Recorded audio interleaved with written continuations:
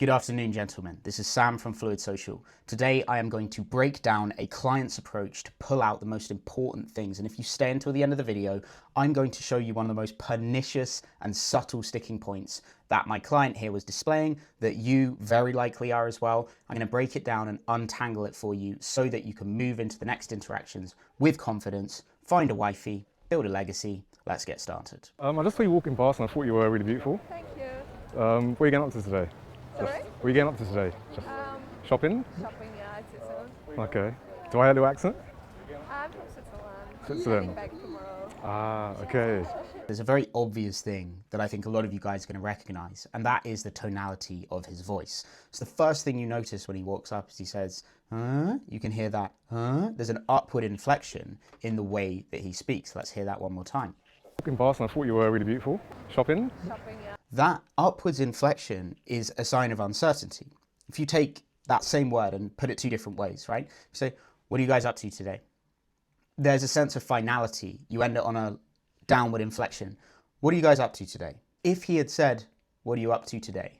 They could have a completely different interpretation of him as a man, right? Tall, confident guy coming up, well-dressed, and he speaks with conviction. Immediately, they are seeing a different avatar in the real world. They're seeing a subjectively different version of him just because of that inflection. Okay.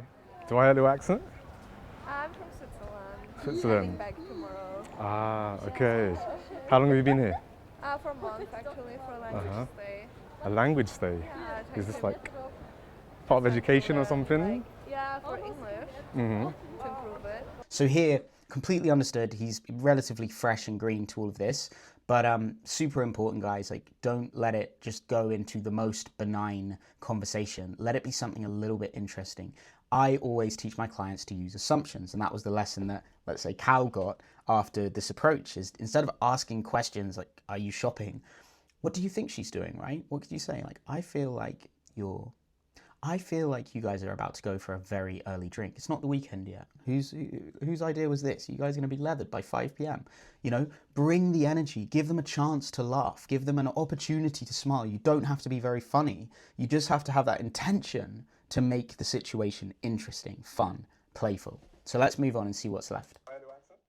Are you like studying English or is this a part of something else? It's just a side quest. Uh-huh. So what's the main quest? What's the mission? What are you going for? Like in what kind? Like uni or living life? Tell me uni, and then if you're trying to tell your life mission, I'd love to hear it. Like I study law. Uh-huh. And Okay. I'm here because you have location. Like. Yeah. Okay. Yeah. Oh mein Gott, ich gehe mit Socken hoch. I don't want to take too much time for your friends. I'd love to carry on the conversation. Do you mind if I get your number? I'm like leaving tomorrow, so it's not really. I can visit Switzerland sometime. It's on my list. Warte, ich hab dir schon geschickt. Bist du No? das? No? Yeah, this bin ich. I mean, I can give you my number, but I don't think you will like visit Switzerland. Let me get it. Maybe one day I can help you with the language skills, and we'll see. In this situation, there were parts of this that were better, right? Like, what's the main mission? Yeah, that can make sense. It's an interesting way of asking that question. But all of the hooks that she's giving him, right? The opportunities that she's presenting, you know, she is speaking, and every time she says something, the well-trained mind would be looking for ways to create further connection off the back of what she said. So when she says, you know, I'm a lawyer, I'd love to hear it. Like I study law. there's so many ways you can respond to that that are really funny or engaging or interesting, or at least sort of develop the connection a little bit. You could be say, I'm going to be needing you in about 2 weeks' time. I'm going to get, you know, I'm about to get in some trouble. I'm going to need a lawyer. Or like, where were you when I needed you 2 years ago when I was going through my criminal phase? Would have loved a lawyer at that time, but you come to me too late. All of these little things that you can say about that will be like, she says, I'm a lawyer, and you say, Maybe I can give you my card. your lawyer cards, your business cards. Yeah, but Lovely. today I have to work. Yeah, you're Because this week very busy. the work of a lawyer never stops. An ambitious, driven, hard-working Turkish in lady. here- Oh, I only get one. It was so nice to meet Okay, you. nice to meet you too. See you. Beautiful Turkish. You know, there's all of these little incidental things that you can do. And again, these things are not things that I've researched or thought about much. It's just, you take the word lawyer and you think, what are the different words on the sort of mind map that associate? What do you associate with lawyer? Firm handshake, serious, organized, disciplined, helps criminals, all of these different ideas that you associate with a lawyer. You've got to invite those in. Now, I know what a lot of you are thinking. You're thinking, yeah, but I get that now, Sam. It's easy to do that whilst we're watching the video, but in the moment, I can't do that. And again, that's a solvable problem. If you're not able to access your creativity in the moment, it means that you're stuck in a loop of focusing on yourself. You're still allowing yourself to be the center of attention. Now, an interesting dynamic between men and women is that both of us want her to be the center of attention. Now, this may sound like a bit of a tangent, but this even applies as far as studies that they've done into pornography, right? And in both cases, both are focused on the woman. You'd think that the man is focused on the woman and the woman is focused on the man, but no, we're all focused on the woman. We're all interested in the way that the woman has responded. We're interested in the reactions of a woman. And the man is the person creating that reaction. The man wants to go on a date with the woman. He asks the woman says yes or no. She responds, reacts to what the man has asked. And in this situation, it's exactly the same. If you walk up to a woman, she wants your focus to be on her, and you want your focus to be on her. I think we're just going for dinner, maybe a bar after. A bar after. What about you? I'm sorry, I'm just like marveling at your English accent. It's like you've got like the full Hermione Granger style English accent now. It's kind of beautiful.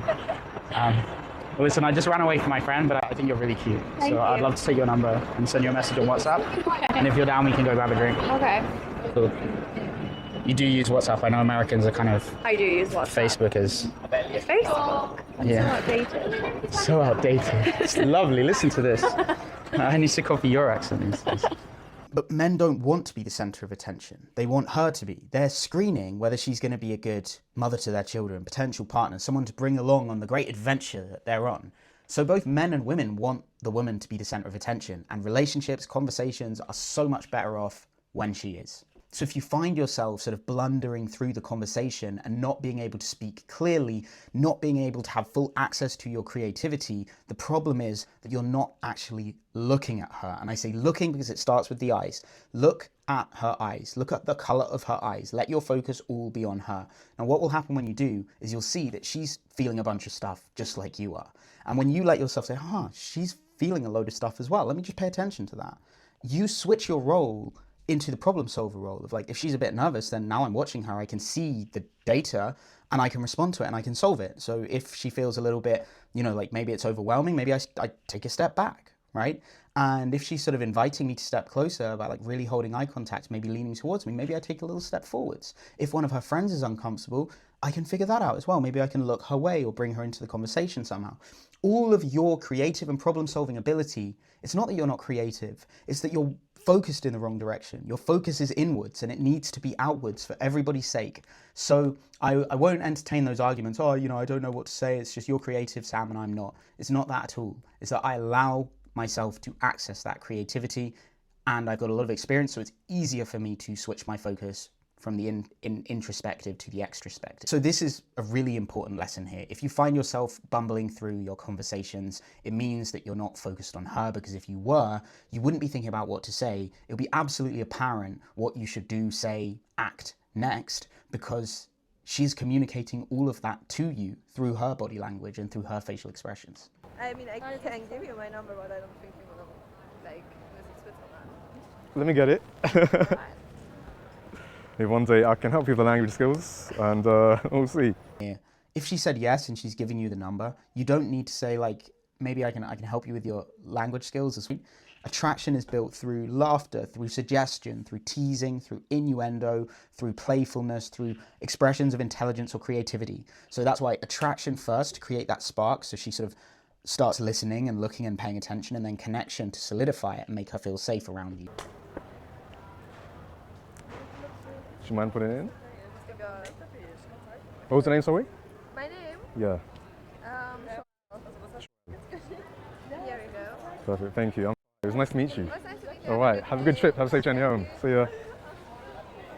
So when it comes to closing and asking for the number, It's really important that you take the framework we just discussed, the feminine and masculine polarity, where it's the man that has to take the action, it's the woman that then is going to respond and select the cause and effect mask. So if she's going to say yes, it's our job to make it as easy as possible for her to say yes, remove all of the friction. Now, if he had said, listen, I know you're probably going home soon, I know we don't know each other very well, but you're so beautiful, give me your number. I know you're probably flying away back to Switzerland soon, but I'm going to take you out for a drink before you do, okay? That is a much more engaging way to ask, to tell her, I'm going to do this. Or if that's a little bit too risky for you or you don't feel 100% confident doing that, at least to say, I want to take you for a drink before you go. Or I'd very much like to take you for a drink before you go. You can sort of charmify this however you want. You can put your own spin on this, but it has to be spoken from desire. This is what I want. I want to take you out. And again, us taking the action and allowing her to respond. If you say, can I maybe get your number? Or do you think maybe we could exchange numbers? You are asking her to fulfill the masculine role of making the decision. And the first thing she's thinking is, I want to respond to you. I want to be able to say yes or no. And if I'm going to go out with you, I want you to want it, right? I want it to be because you want to take me out. I want you to invite me out on a date, to tell me where we're going. I'm going to be happy with that, and you're going to be happy with that. Again, a lot of guys watch this and think, oh, you know, this is it's not fair. You know, why would you spend your money and take her out when all she does is sit there and expect you to do everything? Let me ask, do you want it any other way? Would you like it if it was her that decided, her that led the way? Because if you would, then you're probably watching the wrong video. If you've left it late to express intent, at least let the closing moments of the interaction be the time that you telegraph your ability to lead as a man. Those are the key takeaways. I hope you guys enjoyed the video. I just want to create content that you guys love. I know I've been away for a little bit, so I want to make up for lost time and just give you guys as much value as I can based on what you guys are telling me and sort of situations that a lot of you are finding yourself in. So I'm always available to contact. You can find my links in the description of the video. So massive kudos to him for agreeing to do this. And yeah, it was a great pleasure working with him. And I hope you guys get a bunch out of this. Sam, out.